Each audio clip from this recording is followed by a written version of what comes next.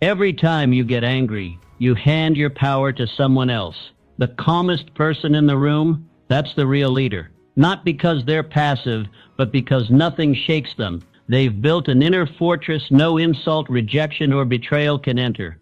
If your peace still depends on how others act, you're not in control. They are. Emotional discipline isn't optional anymore. It's the edge the world's strongest minds already have. In a few moments, you'll learn the secret to staying calm and unbothered, no matter who tries to provoke you. Your reaction is your responsibility. You do not control what others say or do, but you control how you respond. That truth alone is the foundation of power. Anger is a fire. You can feed it or you can extinguish it. The wise man doesn't burn with rage, he burns with purpose. Proverbs 16:32 says, "He who is slow to anger is better than the mighty, and he who rules his spirit than he who takes a city." When someone offends you, remember, they are offering you their weakness.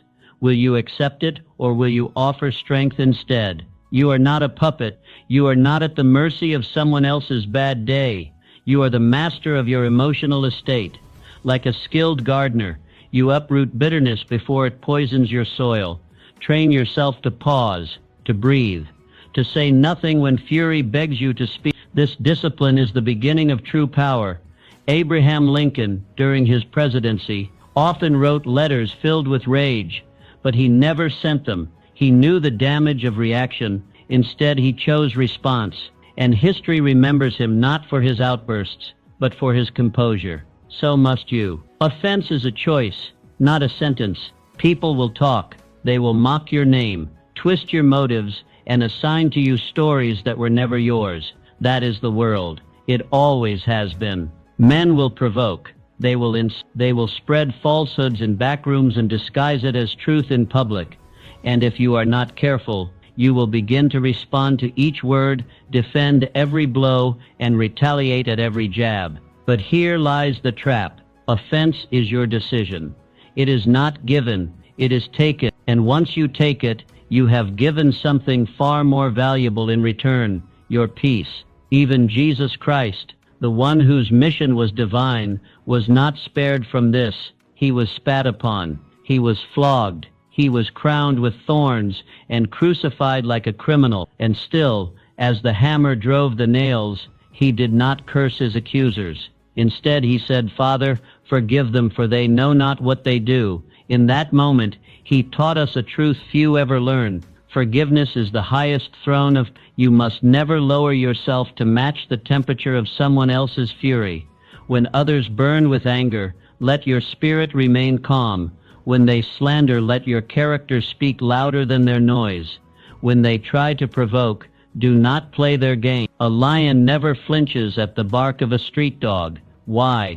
Because it knows what it is. And so must you. You must know who you are. Booker T. Washington, born into slavery, he rose to become one of the most respected educators and leaders of his time. At the height of racial tension in America, when insults and prejudice followed him at every step, he was once confronted by a man on the street who ridiculed him for walking alongside white colleagues. Instead of reacting, Mr. Washington smiled and kept walking. Later he wrote, "I shall permit no man to narrow and degrade my soul by making me hate him. That is strength, that is victory, not in the retaliation, but in the refusal to stoop." Each time you take things personally, you lose a piece of your power. You hand over your joy, your clarity, and your dominion to someone who did not earn it. But when you refuse to be offended, when you decide, "This does not define me," you become immovable, like a pillar in the storm, like a mountain unmoved by the wind. Practice this daily. The next time someone mocks you, gossips about you, challenges your worth, pause. Do not react. Ask yourself, does this define who I am? If the answer is no, then let it pass, like wind, like noise behind a closed door. Let it pass. Because you are not a sponge for other people's dysfunctions. You are a temple, a throne, a flame that doesn't flicker with every gust. Stand tall. Be still. Stay noble. That's how you win. 3. Emotional mastery starts in solitude. Silence is not absence. It is preparation. It is the quiet chamber where your strength sharpens, your spirit strengthens, and your future is carved out in invisible ink. The world glorifies noise, shouting, boasting, reacting, but true power does not make a sound. It simmers, it watches, it waits, and when it finally speaks, the world listens. Psalm 46:10 whispers, "Be still and know that I am God." There is divine strategy hidden in that stillness, for it is not mere quiet, but a holy pause. In stillness, you are not doing less. You are becoming more. You are not withdrawing. You are preparing. You are not absent. You are in attendance with your inner world.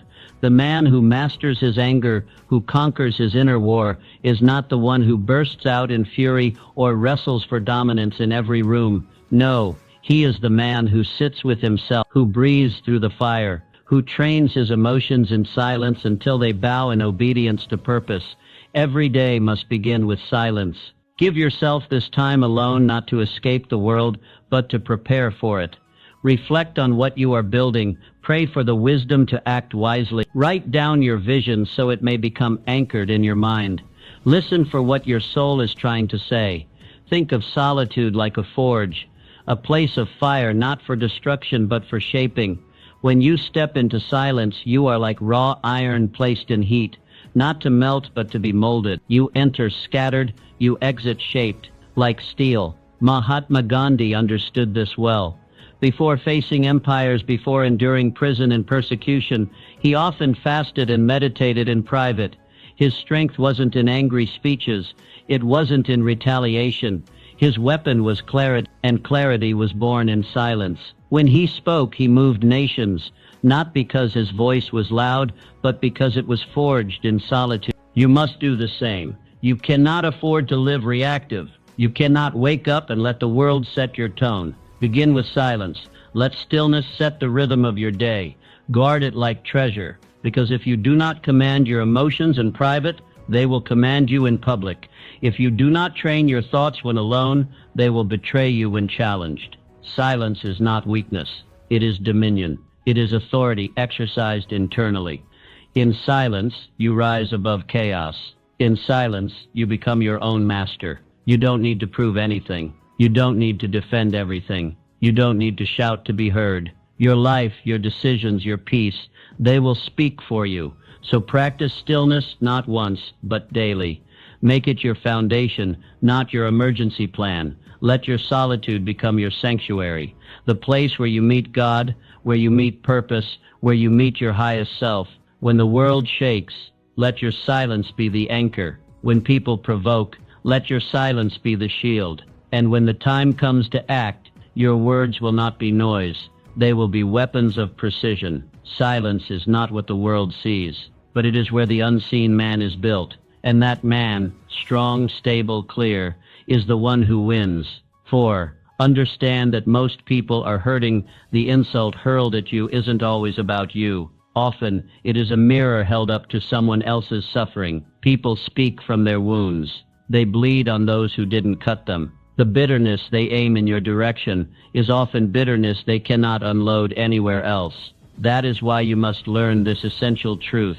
Their behavior is not your burden. Ephesians 4:31-32 commands, "Let all bitterness and wrath and anger and clamor and slander be put away from you along with all malice. Be kind to one another, tender-hearted, forgiving one another, as God in Christ forgave you." These aren't just poetic words. They are practical instructions for emotional mastery. The moment you allow bitterness to live in your heart, you give the world the keys to your peace. Behind every angry face is usually a wounded heart. When someone lashes out at you, pause, breathe, and try to see the child behind the adult. What pain are they carrying? What fear are they hiding? What shame are they burying beneath that insult? When you learn to ask these questions, you change the battlefield. Empathy doesn't make you weak. It makes you wise. Clara Barton, the founder of the American Red Cross, she served wounded soldiers in the midst of the Civil War, on both sides. Despite repeated attacks, slander, and rejection by some who questioned her methods or even her motives, she never responded with venom. Once a colleague reminded her of a cruel insult someone had thrown at her years earlier. Clara replied, "I distinctly remember forgetting that." That is emotional mastery.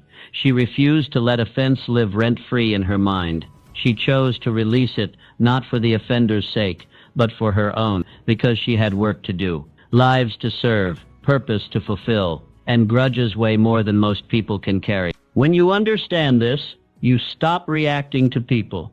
You stop dancing to the tune of their chaos. You see with new eyes. You lead with compassion, not confusion. This is not passivity. It is power. The power to rise above the noise, the power to hold your peace when others have lost theirs, the power to move forward without dragging the weight of anger behind you. You must practice this. The next time someone disrespects you, don't absorb it, don't mirror it. Don't let it become your identity. Ask instead, what pain might this person be carrying? And what strength must I now show? Not every insult deserves your reply. Some only deserve your silence. Others, your kindness. This is not about tolerating abuse. It's about choosing your response with intention, not emotion. It's about building a life not easily shaken by every comment, every glance, every jab. When you understand people, you stop reacting to them. And when you stop reacting, you start living. Let your peace become your fortress.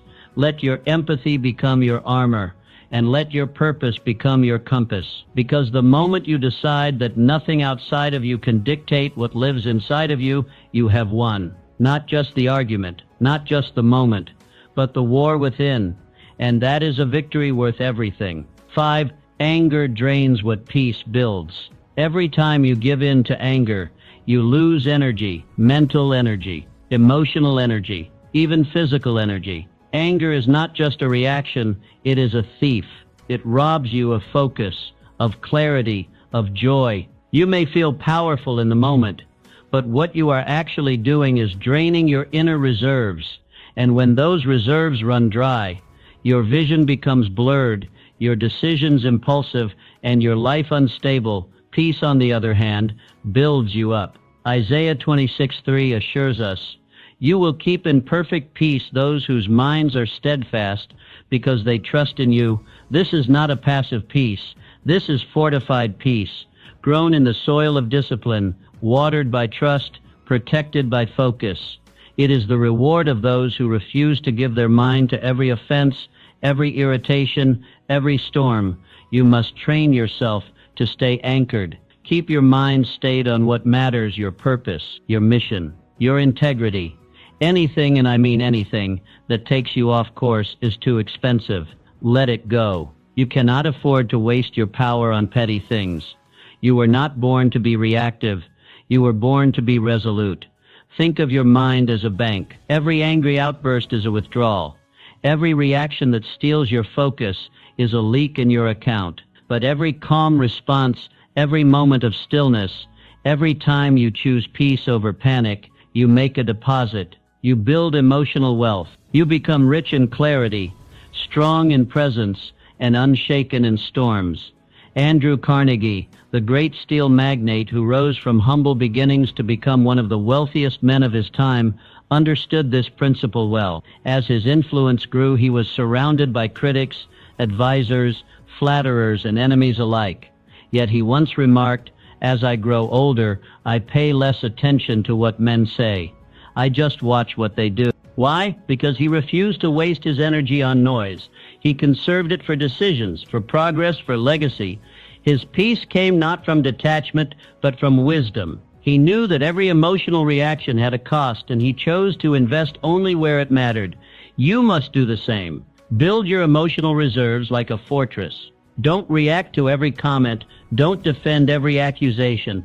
Don't swing at every provocation. Instead, rise above. Let your peace speak louder than your words.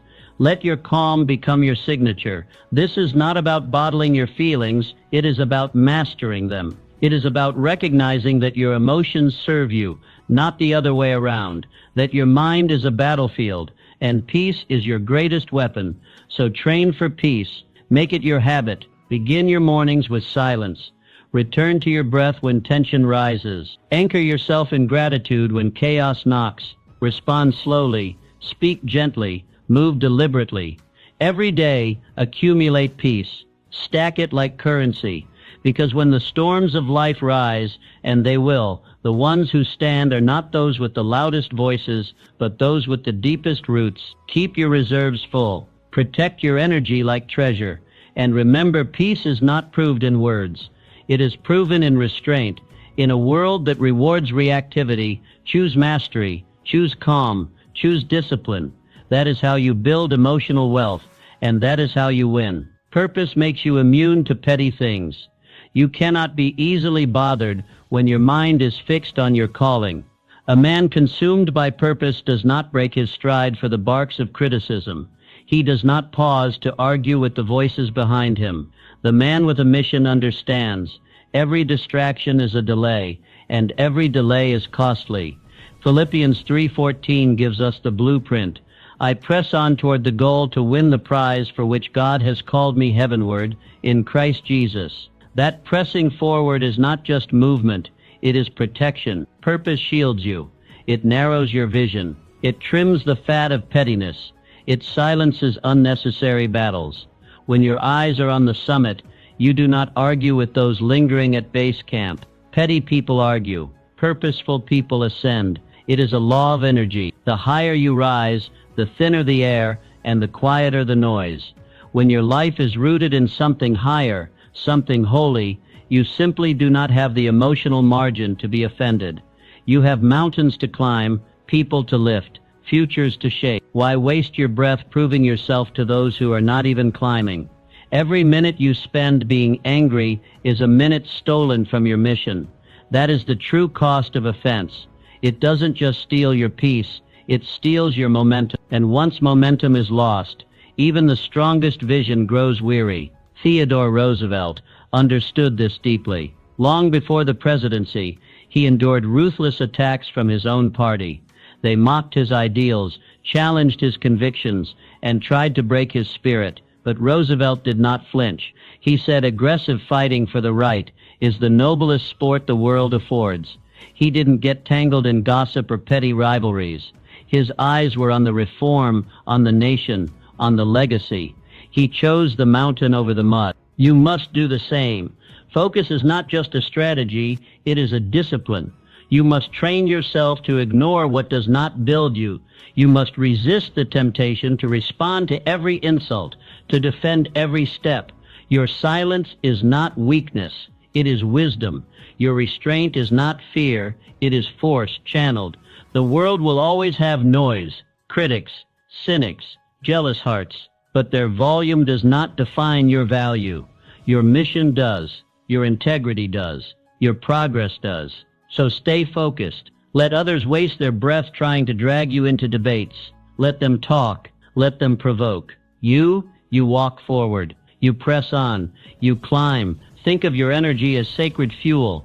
Don't spill it on arguments. Don't waste it on reactions. Invest it in your calling. Spend it on your growth. Use it to light the path for others. Because the man who finishes the race is not the one who shouted the loudest, but the one who never stopped running, the one who looked beyond the hecklers and saw the crown, the one who understood that greatness is not proved by retaliation, but by relentless progression.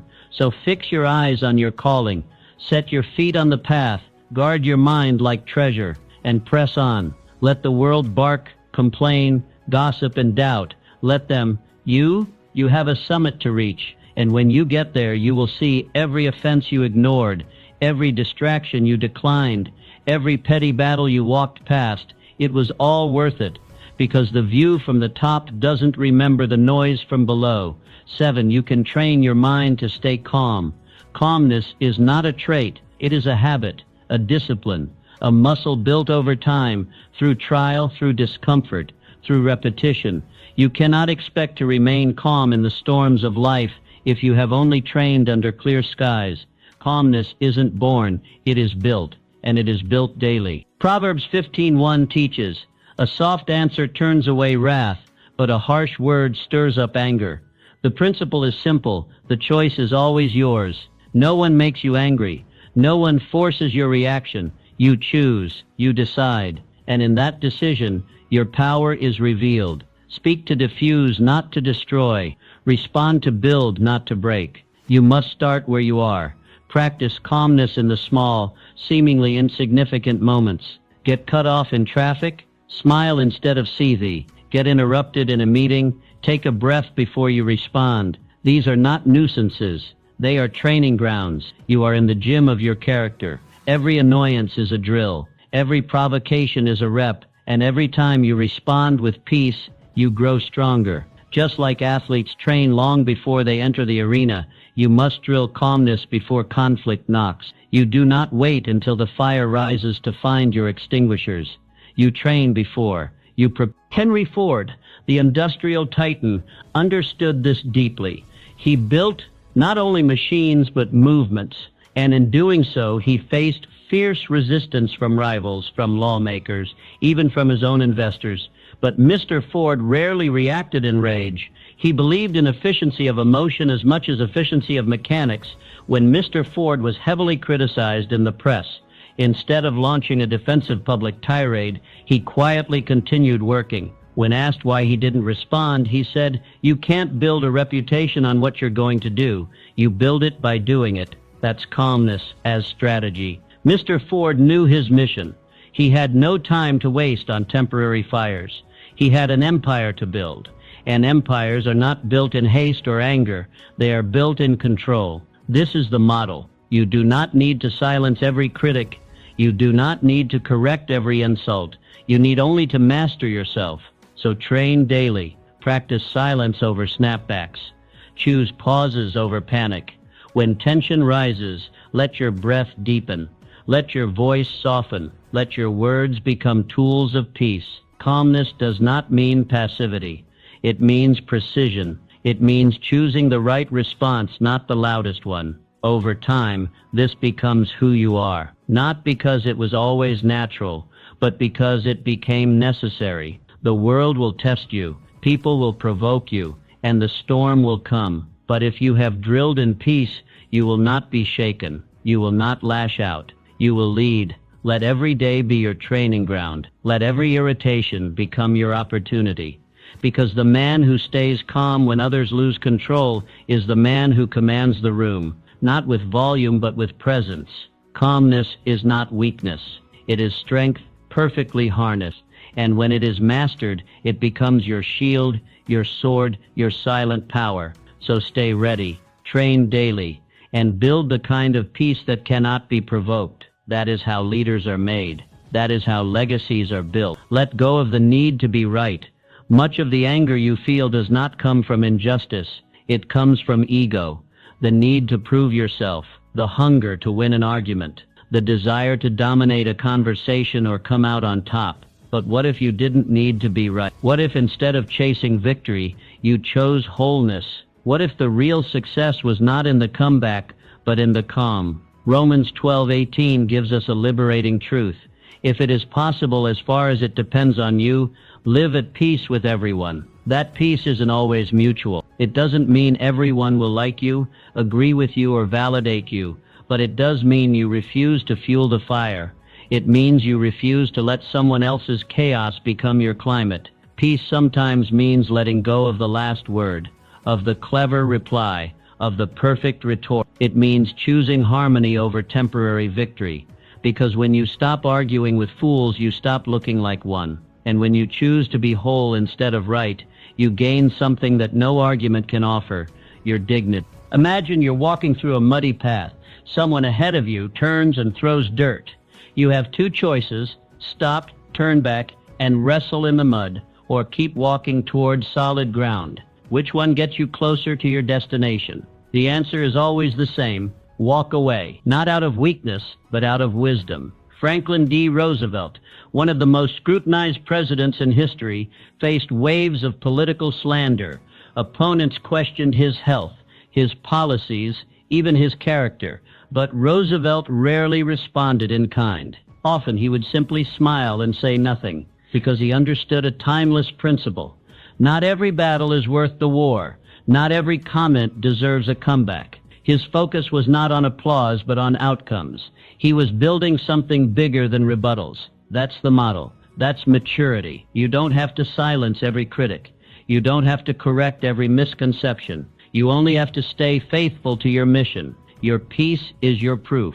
When you argue out of ego, you lose. Even if you win the conversation, you lose your calm, your clarity, your composure. But when you choose to walk away, you retain control. You keep your focus intact, and you remain aligned with something greater than pride. You must train for this.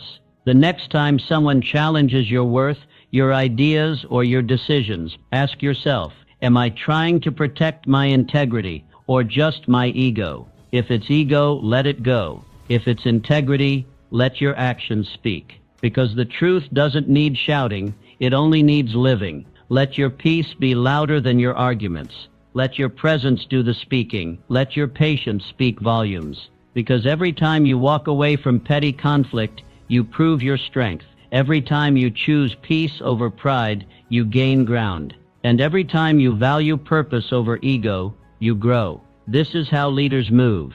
This is how wisdom walks. Quiet, focused, untangled. So choose your peace. Guard it like gold. And remember, not every fight is a battlefield. Some are just distractions. And you have somewhere higher to go. Keep walking. Forgiveness frees you from emotional slavery. Holding a grudge is like drinking poison and expecting the other person to die. It does not wound them. It wounds you. The bitterness you hold in your heart does not punish your offender. It corrodes your peace, your joy, your clarity. Every time you replay the offense in your mind, you tighten the chains around your own soul. Matthew 6:14-13 makes it clear. For if you forgive other people when they sin against you, your heavenly Father will also forgive you. But if you do not forgive others their sins, your Father will not forgive your sins. Forgiveness is not optional, it is essential. But it is also often misunderstood. Forgiveness is not approval, it is release. It does not mean what they did was right. It means you refuse to stay bound by it any longer. When you forgive, you drop the weight. You break the chain, you take your power back. Unforgiveness is a cage, and the only key is in your hand. You can stay inside, feeding your resentment, nursing your wounds, replaying the offense, or you can walk free, but you cannot do both. Harriet Tubman understood this better than most. Born into slavery, she endured unspeakable cruelty. But after escaping, she didn't just find freedom for herself, she returned to lead hundreds to safety. When asked how she found the strength to do it, Harriet Tubman often spoke of a higher purpose. She forgave those who had enslaved her, not because they were worthy of it, but because she refused to remain a prisoner in her heart. She would not let hatred steal her future. That is real freedom. That is real strength. To forgive is to say, you no longer have power over me. It is to close a chapter that was never meant to define your whole story. It is to choose healing over hatred, clarity over confusion, and power over pain. Forgiveness is not always instant. It is a process. Sometimes you must forgive the same person 1,000 times in your heart before the bitterness breaks.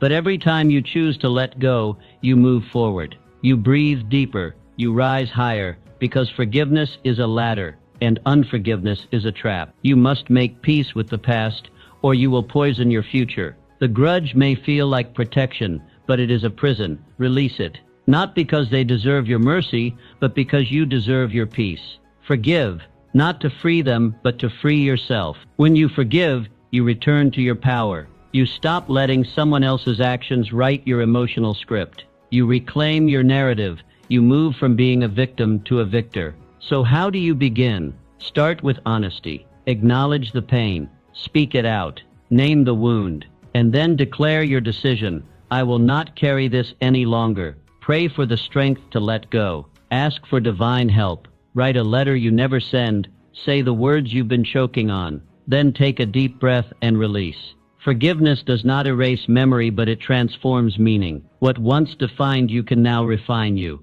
What once broke you can now build you. Don't live in a cage that you have the power to unlock. Release the past. Walk forward. Forgive, not because they are worthy, but because you are. 10. Guard your peace like a treasure. Peace is your greatest asset. More valuable than money. More powerful than influence. More necessary than applause. Without peace, even the greatest victories feel hollow. Without peace, you cannot think clearly, act wisely, or love deeply. That's why Proverbs 4:23 declares, above all else, guard your heart, for everything you do flows from it.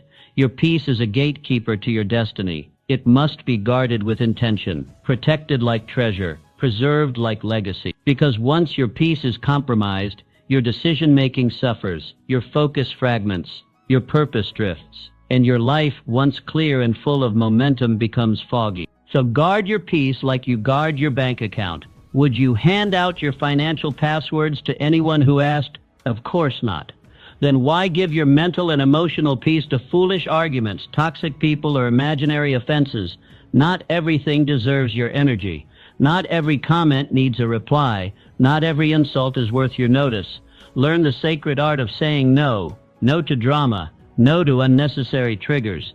No to chaos that comes dressed in urgency but delivers only exhaustion. You were not created to live in constant noise. You were made for purpose, for vision, for greatness. And greatness does not grow in clutter. It grows in clarity. Think of your mind like a castle, strong, sacred, elevated. Not everyone deserves entry. Keep the gates high and the standards higher.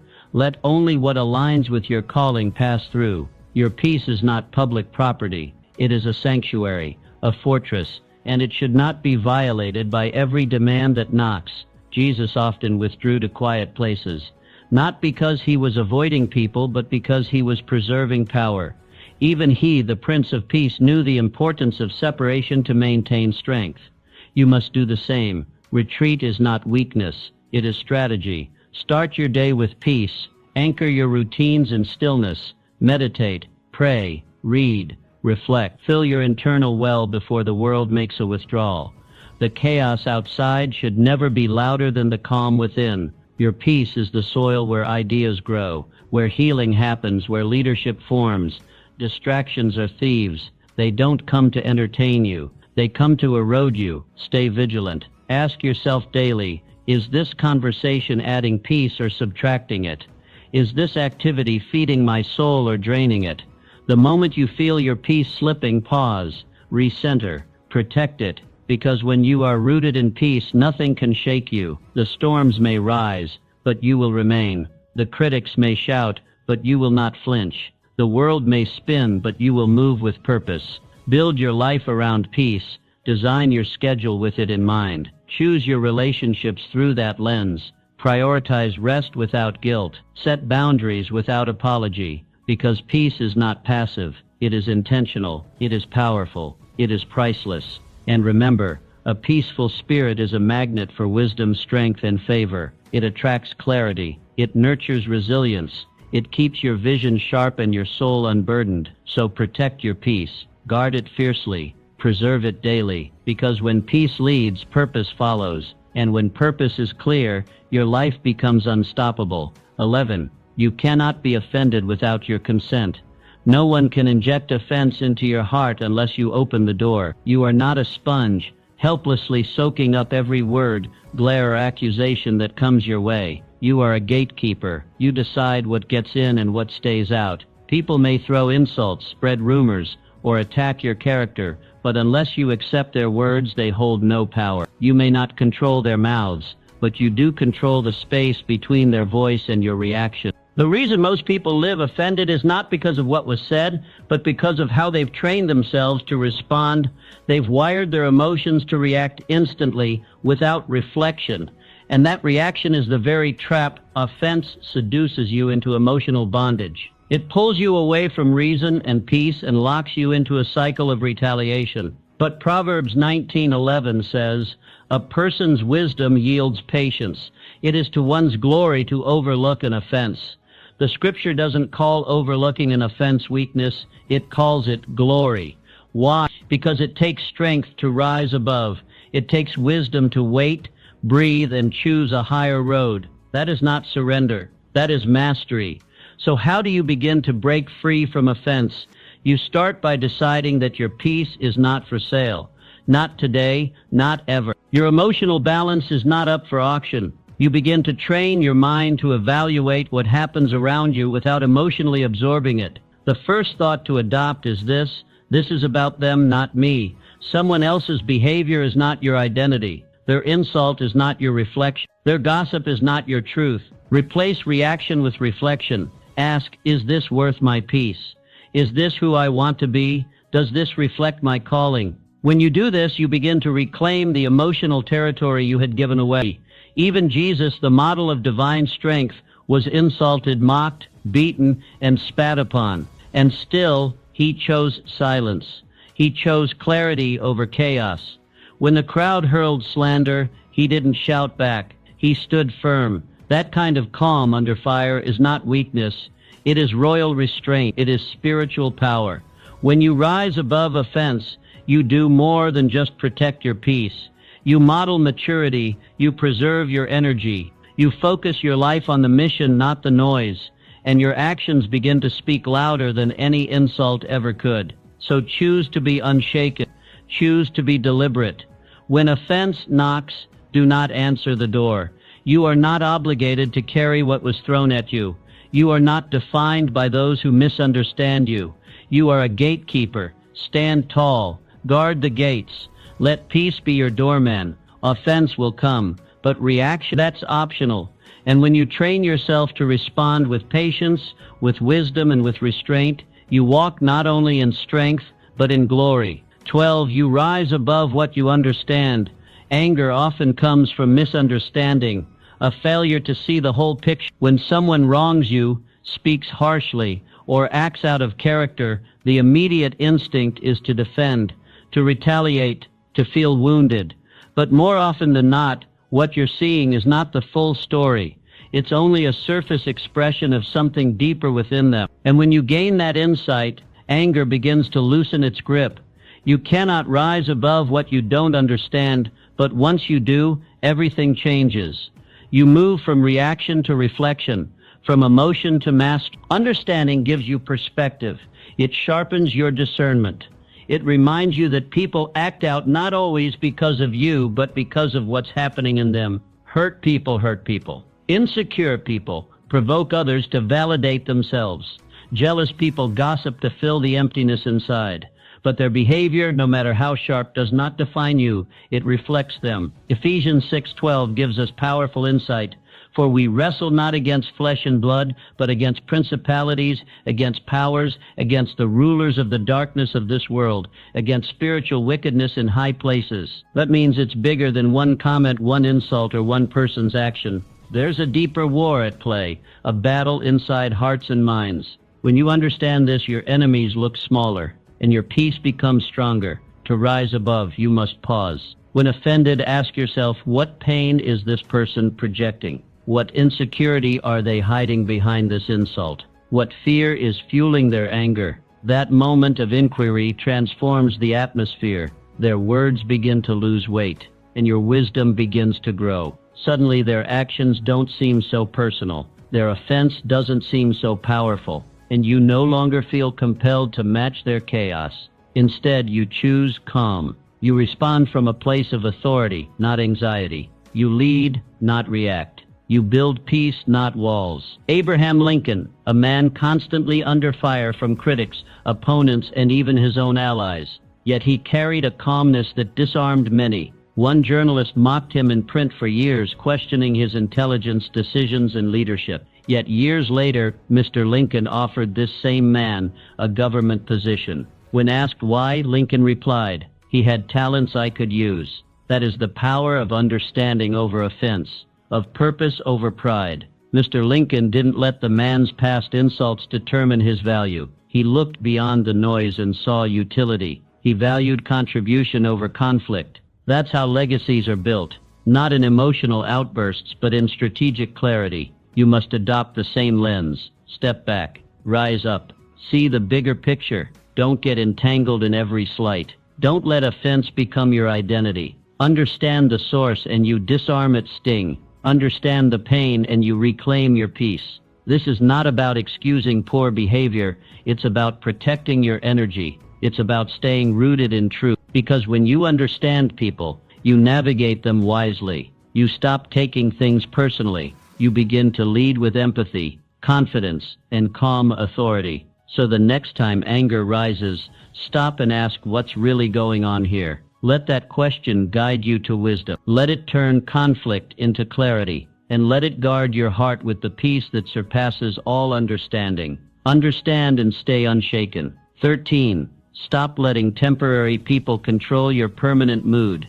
You hand away your power every time you let a momentary insult spoil your whole day. A single comment, a rolled eye, a careless word, and suddenly your joy is gone, your focus derailed, your energy consumed by someone who may never appear in your life again. Why give them that power? Why allow a temporary figure to shape how you treat your loved ones, approach your work, or pursue your mission? You are not a puppet dancing on the strings of other people's moods. You are the sculptor of your own inner world.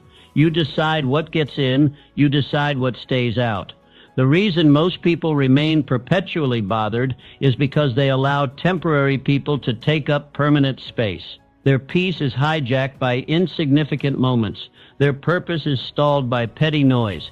But Isaiah 26:3 offers a clear remedy. You will keep him in perfect peace whose mind is stayed on you, not whose mind is on the co-worker who rolled their eyes, not on the neighbor who disrespected them, not on the random stranger who cut them off in traffic. Peace is not found in obsession over offenses. It's found in focus.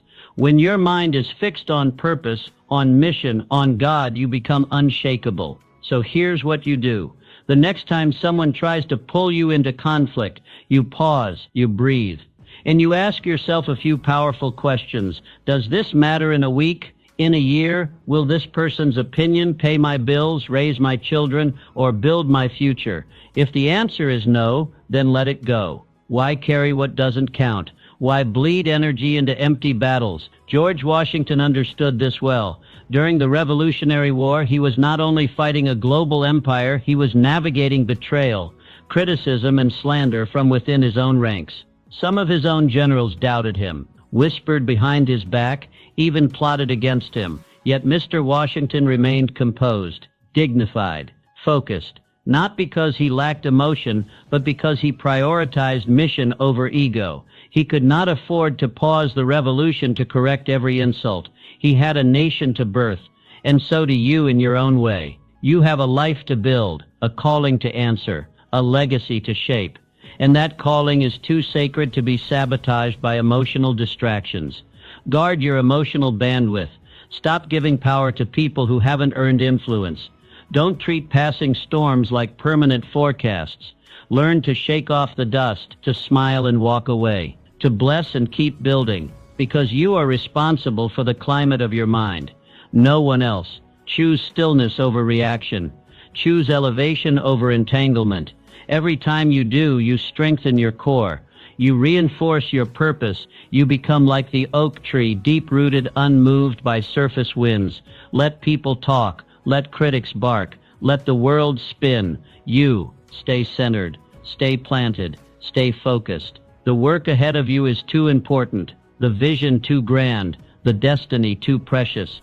Don't trade it for a grudge. Don't surrender it for offense. Protect your peace from short-term noise, because the moment you learn to walk away from what doesn't matter, you step boldly into what does. And that's where your power lives. That's where your future begins. For master the pause before the storm. The most powerful person in the room is not the loudest. It's the one who masters the pause. That sacred second between provocation and reaction is where destiny is shaped. In that quiet moment, character is revealed, futures are protected, and storms are calmed. You do not conquer anger by suppression. Suppression is just buried emotion waiting to explode.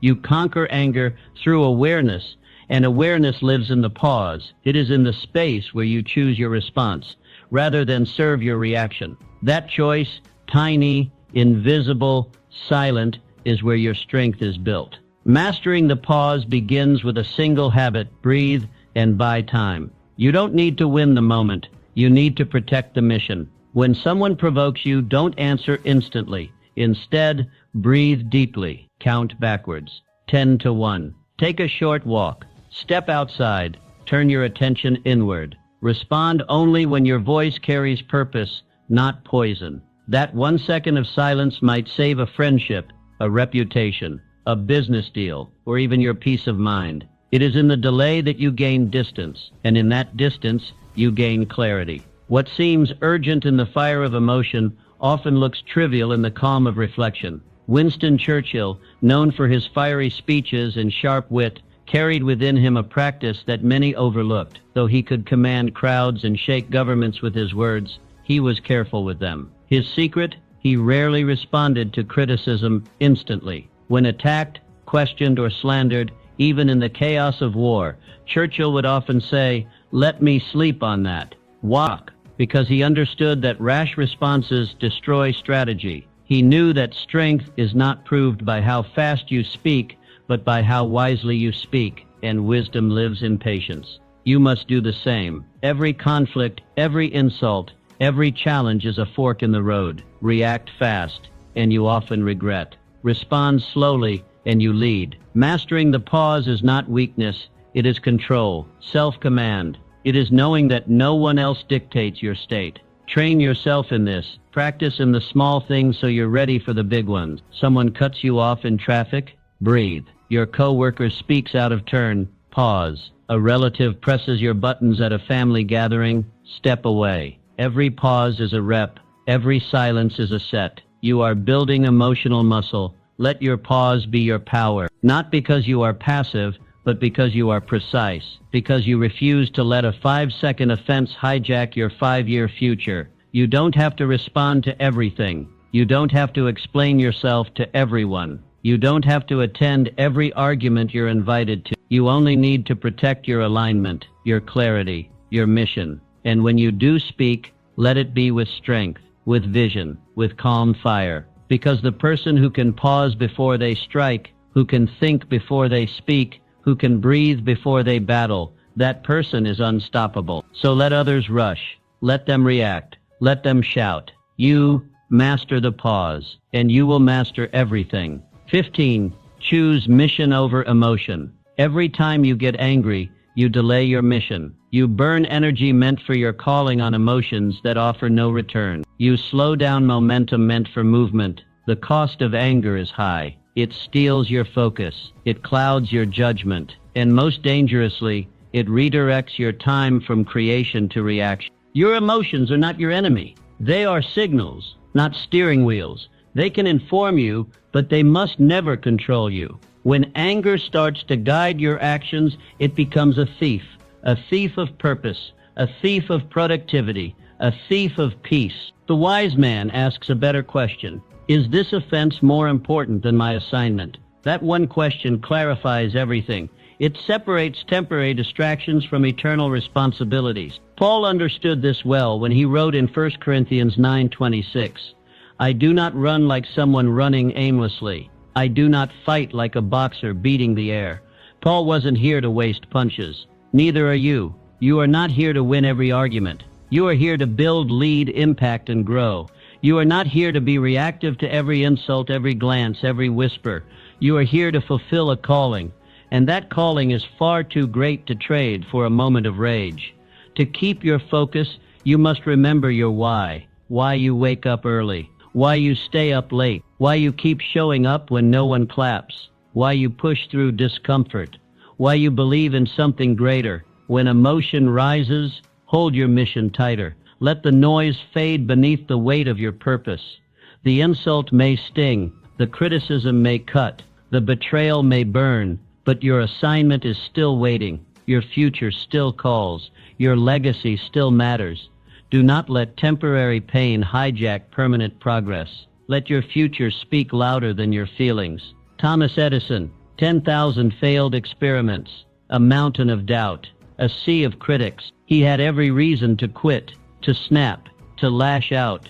But Edison said, "I have not failed. I've just found 10,000 ways that won't work." He didn't get angry. He got clearer on what didn't work, clearer on what might, clearer on why he started in the first place. That is how champions operate. They don't react emotionally. They respond strategically. They don't waste their fire on critics. They channel it into creation. You must do the same. Every time you choose clarity over conflict, you win. Every time you stay the course while others get distracted, you pull ahead. Every time you protect your mission over your mood, you strengthen your destiny. Anger is a fire. It can burn down your house or it can forge steel. You choose what it becomes. Use it wisely. Let it be fuel for focus, not flames of destruction.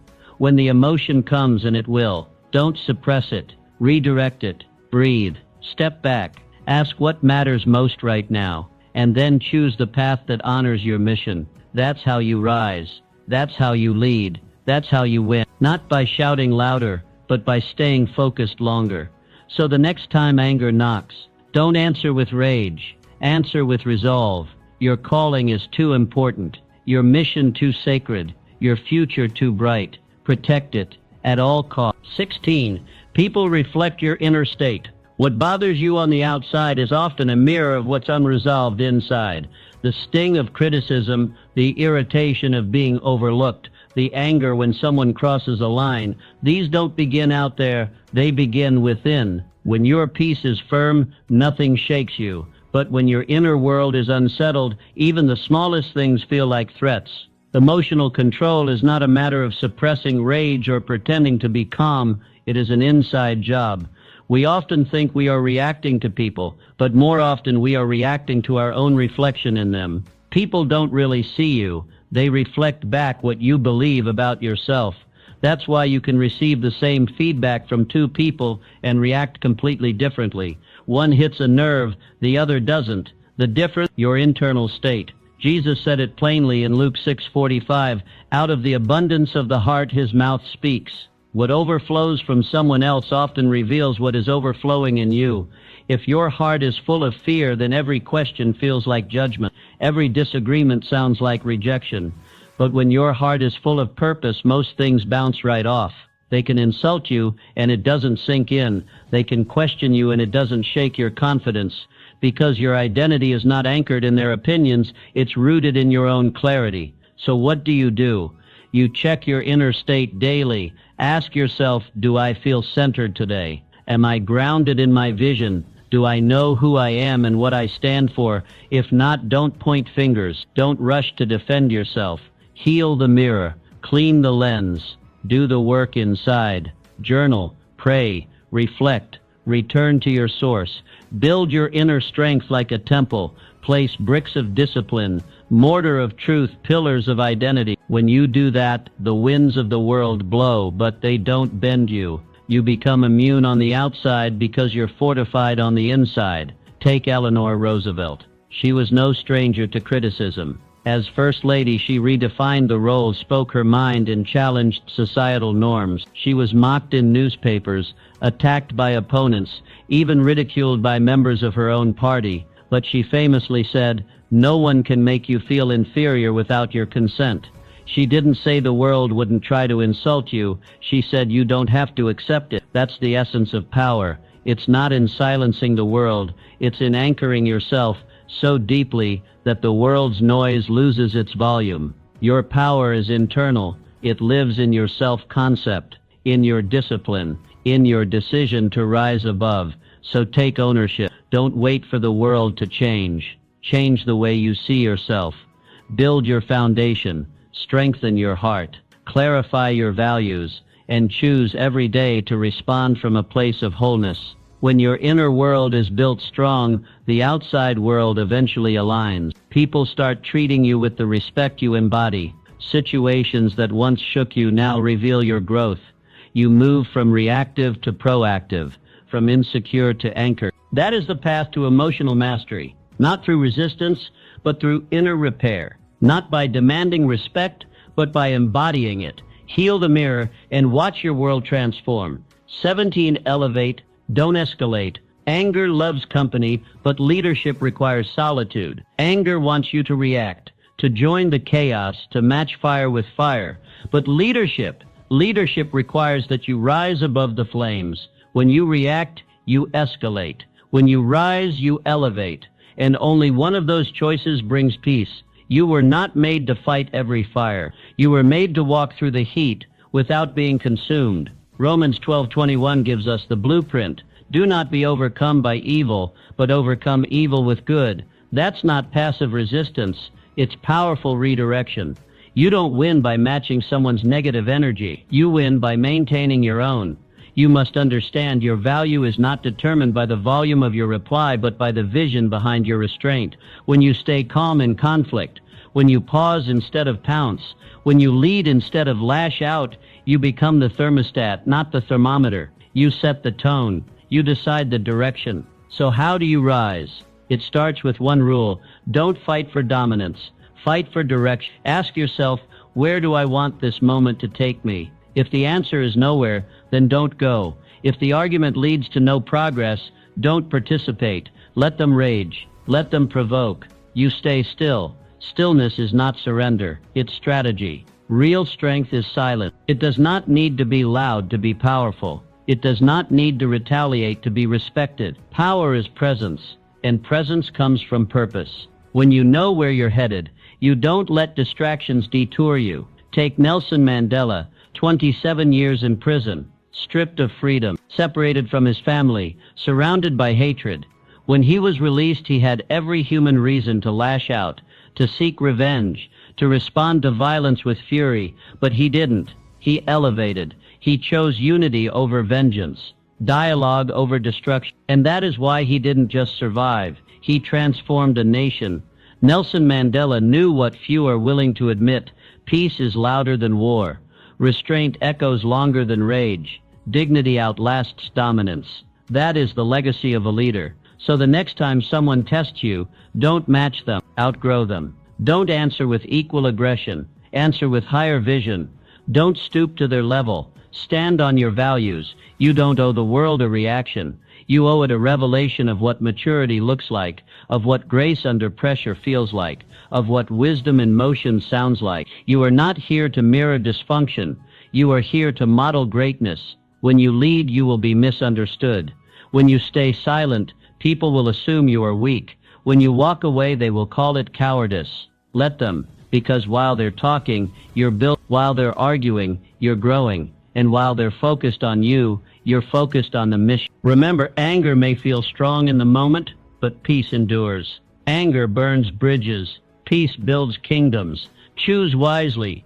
You were not made for petty battles. You were made for a powerful purpose. Guard it, protect it, lead from it. Because the world doesn't need more reactors, it needs more risers. And that's what you are becoming. 18. Say less, hold more power. Every time you speak from emotion, you give away your position, your clarity, your strength, your authority. All of it leaks the moment you let anger take the microphone. Anger loves noise. It feeds on the echo of its own voice. But wisdom thrives in silence. The less you say in conflict, the more control you retain. The more pause you command, the more presence you build. The world doesn't need another emotional explosion. It needs your steady hand. In a time when everyone rushes to speak, the true leader is the one who knows when to hold their tongue. Ecclesiastes 3:7 reminds us, there is a time to keep silent and a time to speak. Wisdom is knowing which moment you're in, and in moments of tension, silence is often your greatest strategy. When provoked, speak less. Let your silence say what your restraint cannot. Let your stillness declare what your outrage never could. People listen differently to those who speak rarely but with impact. The one who measures their words is the one whose words are remembered. Train yourself to pause. Ask, will my words build or break? If they will wound, hold them. If they will guide, deliver them with grace. But never speak just to react. That's how wars start, in homes, in offices, in friendships, in nations. Words are sparks, and one careless word can set fire to a field you spent years planting. Leadership begins with self-control. Power starts with discipline. You must become a master of your mouth. When the temperature rises, lower your tone. When voices escalate, lower your volume. When everyone reacts, you reflect. That is how strength is revealed. Calvin Coolidge, America's 30th president, famously known as Silent Cal. In debates, he rarely spoke. He didn't waste words proving points, but when he did speak, the room stopped. He conserved power. He spoke to direct, not to defend. His silence wasn't passivity, it was precision. He understood that noise does not equal influence. Clarity does. Coolidge knew the art of conservation. He knew that silence is not the absence of speech, but the presence of thought. He didn't argue to win, he led to build. And that's what made his voice powerful. You must become the same. In anger, speak less. In confusion, pause longer. In conflict, respond slower. Because every word you speak has weight, and every sentence is either a seed or a sword. Choose wisely. You were not made to fight every battle. You were not called to correct every insult. Your purpose is not in reaction, it's in direction. Preserve your power. Conserve your clarity. Speak when your words can move something forward, not just because you want to be heard. Powerful people are not the ones who talk most. They are the ones who say just enough to shift the room. They are not carried by emotion, but guided by intention. You must be intentional with your speech, deliberate with your silence, and strategic with your energy.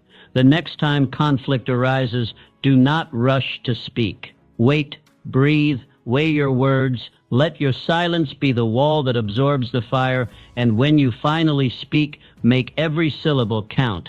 That is how wisdom sounds. That is how peace is preserved. That is how leaders are made. You were built for the long game. Anger is a short-term strategy. It burns hot and fast, consumes energy quickly, and leaves nothing behind but ashes. It feels powerful in the moment, but it doesn't last. It's like striking a match in the wind, bright for a second, then gone. But you weren't made for temporary flames. You were built for legacy, for endurance, for something that stands the test of time. And if you want long-term success, you must outgrow short-term reaction. Galatians 6:9 offers this truth. Let us not grow weary in doing good, for at the proper time we will reap a harvest if we do not give up. That's not just a spiritual principle, it's a mindset. Your future requires patience, and patience cannot thrive where emotion rules. When you are quick to anger, you are quick to forfeit the reward of steady progress. Success is not built on outbursts. It is built on resilience, and resilience demands discipline. The kind of discipline that keeps building when others break down. The kind of focus that stays calm while others spiral. The kind of inner strength that sees the long road and still walks it, step by step. Your emotions will scream for immediate release. They will demand justice, reaction, retaliation, but your destiny, it whisper calls for consistent progress, not emotional flare-ups. It rewards the one who can hold back, who can breathe through the fire, who can walk away from the argument and keep their eyes on the vision. So the next time anger knocks, ask yourself, does this moment build my future or steal from it? If it's the latter, walk away. Protect your energy. Every second you remain calm is a brick in the foundation of your legacy. Every moment you resist reaction, you reinforce your future. Andrew Carnegie, born into poverty, faced betrayal from business partners, opposition from rivals, and constant attacks from critics. But Andrew Carnegie didn't respond with vengeance. He didn't waste years trying to get even. He didn't trade his peace for temporary wins. He kept his mind on his mission. He played the long game, and today his name is etched in libraries, universities, and history books. Why? Because he chose vision over emotion, legacy over ego, progress over pettiness. He understood that true power is not proven in a heated moment. It's revealed in the work that lasts long after the conflict has passed. You must do the same. Let your legacy be louder than your reaction. Let your consistency be stronger than your fury. Let your endurance speak when your feelings try to shout. This doesn't mean you ignore injustice or bury your emotions. It means you channel them. Use that energy to build something unshakable. Let anger remind you of what matters, but don't let it become your compass. Emotions are signals, not steering wheels. Stay steady. Stay locked in. Your assignment is too important. Your influence too valuable. Your future too bright. Don't trade it for a 5-second explosion. Because here's the truth. Anger fades. Arguments fade. Even the people who trigger you will fade. But your legacy, that endures, that is what you are building. That is what matters. So build with patience, build with clarity, build with the kind of strength that doesn't flinch when the fire rises. And when it's all said and done, let your life be the proof that wisdom lasts longer than rage. Legacy is never built in moments of fury. It's built in moments of focus. Choose wisely. You set the emotional tone wherever you go. The strongest person in the room is not the one who yells the loudest. It's the one who sets the tone, the one who doesn't react but responds, the one who doesn't wait to absorb the room's energy. They create it. They walk in with peace, with purpose, with presence, and suddenly the whole room shifts. You either decide your mood in advance or someone else will decide it for you. If you don't lead your emotions, you'll be led by the emotions of others. Proverbs 25:28 offers a sharp truth. Like a city whose walls are broken through is a person who lacks self-control. When you let others dictate your emotional state, you become defenseless, vulnerable to offense, exposed to manipulation, unanchored in the storm. But when you bring calm, clarity, and vision, everything changes. You become the thermostat setting the emotional temperature instead of the thermometer reacting to it. Your presence begins to do the talking. You command the space not by force, but by focus, and others begin to mirror you. So how do you lead emotionally? You prepare. You don't stumble into your day. You don't wander into conflict. You declare peace over yourself before the meeting, the conversation, the confrontation. You walk in grounded, not guessing. You carry your clarity like armor. You decide, I will not be moved. You breathe deep before you speak. You think long before you react. And you lead with tone, not tension. You refuse to match chaos. You become the standard. Look at Martin Luther King Jr., a man who faced hatred, riots, injustice, and even death threats. He had every reason to respond with rage, but he never did. He carried dignity, clarity, and an unshakable purpose. His voice didn't just echo in history because it was eloquent. It echoed because it calmed storms, because it came from inner stillness, because he was the storm, a steady, righteous force of change that didn't need to shout to be heard. That's the power of tone. When your spirit is anchored, your words carry weight. When your heart is settled, your presence brings peace. And when your vision is clear, your leadership becomes magnetic. Set the tone. Before the world can trigger you, you must train yourself. In the morning, set your mind. In moments of tension, check your breath. In times of conflict, return to your values. Speak from purpose, not pressure. Others may try to provoke you, but you don't flinch. Others may bring drama, but you bring direction. Because you know storms are loud, but anchors are quiet, and you choose to be the anchor. This isn't about pretending you have it all together. It's about practicing mastery, practicing awareness, practicing leadership. It's about being the one others look to when things start to spin. Be the calm in the chaos. Be the clarity in the confusion. Be the peace in the pressure, because the world doesn't follow the loudest voice, it follows the clearest one. And when your tone is anchored in peace, people listen, they soften, they shift. Lead with peace. Set the tone, and the world will follow. You now hold the keys to emotional freedom. What will you do with them? Will you stay the same, or rise into the version of yourself you were born to be? The world doesn't need more reactors. It needs more responders, more still waters, more unshakable souls. Begin now. Forgive quickly. Focus deeply. Guard fiercely. And remember, the most powerful person in any room is the one who stays calm. That person is you.